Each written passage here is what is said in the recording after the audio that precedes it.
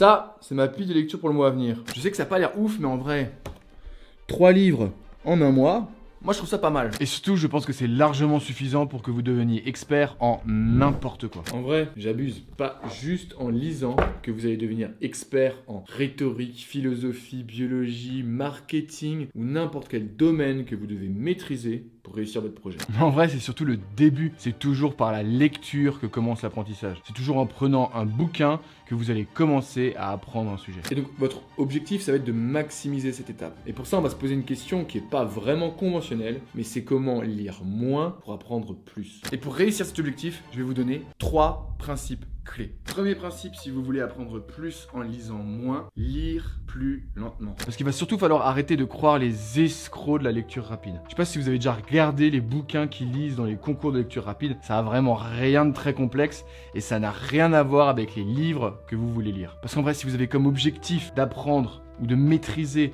un sujet complexe, il va falloir passer du temps dessus. Pour faire simple, lire vite égale moins bon apprentissage. Et ça, on le voit très facilement dans l'article que je vous mets dans la description, qui s'est fait chier à étudier les effets de la lecture rapide, et on voit que ça aboutit sur un moins bon apprentissage. C'est pour ça qu'il est important de s'approprier ces lectures. S'approprier ces lectures, ça veut dire que vous aurez la capacité de créer vos propres idées et pas juste de répéter ce que vous avez lu. Vous aurez donc la capacité de forger votre propre pensée. La lecture rapide, c'est en fait traiter la lecture de manière industrielle avec un objectif de rendement, alors que prendre son temps quand on lit, c'est respecter la lecture pour ce qu'elle est, l'art de créer et d'articuler de nouvelles idées. Alors, comment pouvez-vous vous approprier vos lectures pour que vous puissiez justement forger votre propre pensée? Et ça tombe bien, j'ai fait une vidéo là-dessus sur comment retenir tout ce que vous lisez. Je vous mets le lien en description et vous verrez, la méthode est vraiment fonctionnelle. Deuxième principe, si vous voulez apprendre plus en lisant moins, ça va tout simplement être relire les livres. Voici un principe qui va largement diminuer le nombre de livres que vous lisez. Quand un livre vous a plu, vous avez le droit, vous pouvez le lire, le relire et le relire encore. Bon,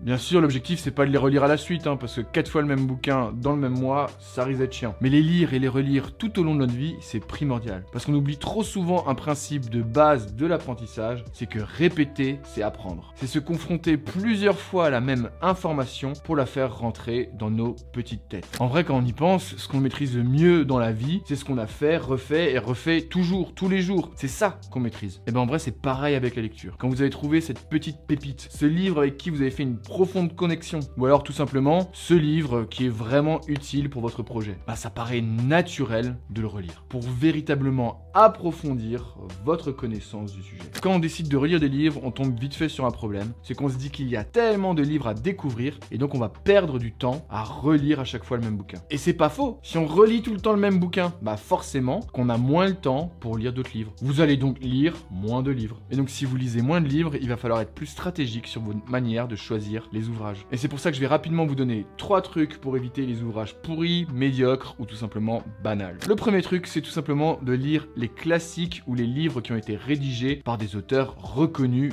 dans le domaine. Si c'est des classiques et si l'auteur est reconnu, c'est qu'il y a une raison, c'est qu'il y a une certaine validité à ce qui est marqué dans le bouquin. Et souvent, ce sont donc des bouquins qui vont vous permettre et qui vont vous donner la base pour pouvoir explorer plus grandement le sujet. Deuxième truc pour éviter les livres pourris, étudiez-le avant de l'acheter ou de le commencer. Ça va être lire le résumé, regarder les chapitres, regarder l'index. Est-ce qu'il répond aux questions que vous vous posez? Et aussi, est-ce qu'il est bien écrit? Et troisième truc pour éviter de perdre du temps sur ces livres pourris ou médiocres, c'est que vous avez le droit d'arrêter la lecture des livres de merde. Ou du moins, juste sauter les passages qui vous intéressent pas. Bon, on a parlé du fait de lire plus lentement, on a parlé du fait de relire les bouquins. On va pouvoir attaquer le troisième principe. Et troisième et dernier principe pour apprendre plus en lisant moins, c'est tout simplement arrêter de lire. Et donc ça, c'est vraiment un principe contre-intuitif pour mieux et plus apprendre. Ne pas lire, et même je dirais même ne rien faire. Laissez le temps à votre cerveau de process tout ce que vous avez lu. Laissez-lui le temps de travailler toutes ces nouvelles informations pour qu'il puisse fonctionner en fin de compte en arrière-plan de manière inconsciente. C'est pas pour rien qu'on a souvent les meilleures idées sous la douche ou dans la voiture. C'est parce qu'on est en train de rien faire. On n'est pas en train d'apporter de nouvelles informations à notre cerveau. Et c'est justement dans ces moments-là que votre cerveau profite pour faire des liens entre les différentes informations. Il en profite pour réfléchir, pour être créatif sur les sujets avec lesquels vous le nourrissez constamment. Et comme on passe pas non plus des heures sous la douche, il va être vraiment important de créer des moments comme ça pour justement permettre à votre cerveau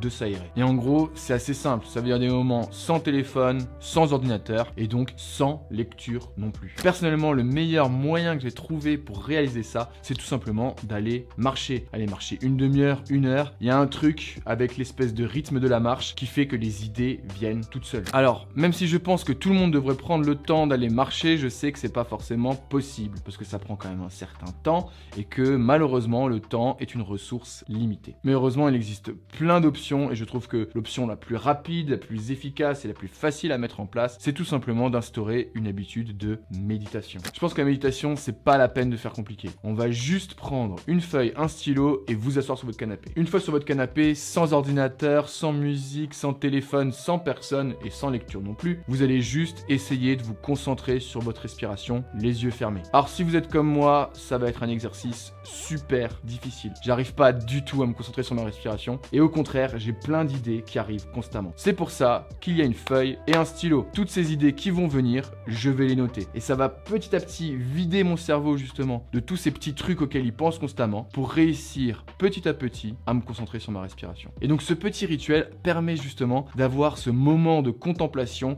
qui laisse le cerveau travailler tout seul. Alors, bien sûr, moi je vous ai parlé de la marche, de la méditation, mais il existe plein d'autres moyens d'avoir ces moments de contemplation. En vrai, les hobbies manuels, que ce serait la poterie, le jardinage ou le dessin, sont des vrais moments de méditation qui permettent au cerveau de fonctionner. Alors justement, ajouter des moments où votre cerveau n'est pas continuellement stimulé, c'est ce qui va permettre de développer vos capacités cognitives et donc vos apprentissages. On a donc vu 3 principes clés pour apprendre plus en lisant moins. Premier principe, c'est tout simplement de lire plus lentement dans l'objectif de s'approprier ses lectures. Deuxième principe, c'est tout simplement de lire, relire et encore relire les bouquins qui nous ont vraiment plu et qui nous apportent quelque chose. Troisième principe, c'est tout simplement d'arrêter de lire pour créer des moments de contemplation, de méditation. Maintenant, c'est à vous de jouer, c'est à vous de vous approprier ces principes, c'est à vous de les tester, c'est à vous de les expérimenter. Ils sont pas gravés dans la roche. Mais surtout, ne faites pas l'erreur de juste regarder la vidéo et de ne rien tenter après. Prenez un petit truc à mettre en place directement aujourd'hui, comme par exemple 10 minutes de méditation. Si cette vidéo vous a plu et que vous cherchez continuellement à améliorer vos apprentissages, je vous conseille de regarder cette vidéo. Et si vous voulez me soutenir moi et mon travail, un like, un partage et abonnez-vous à la chaîne, c'est ce qui est le plus